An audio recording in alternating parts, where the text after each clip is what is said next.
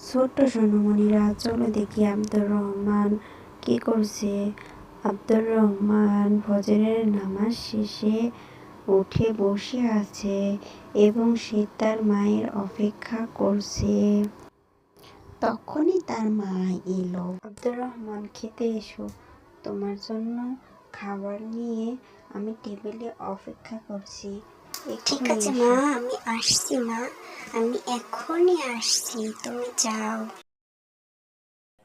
মা, আমি চলে এসেছি, দাও আমার ব্রেকফাস্ট দাও। আব্দুর রহমান তাড়াহুড়ো করে খেতে যাবে এমন সময় তার মা তাকে বলল, আব্দুর রহমান, তুমি কিছু একটা ভুলে যাচ্ছ বাবা।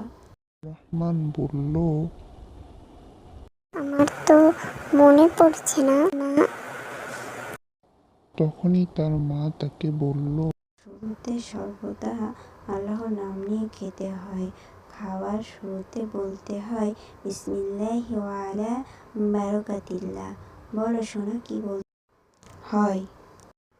তখন আব্দুর রহমান বারবার বলতে লাগল, বিসমিল্লাহি ওয়া আলা বারাকাতিল্লাহ, বিসমিল্লাহি ওয়া আলা বারাকাতিল্লাহ।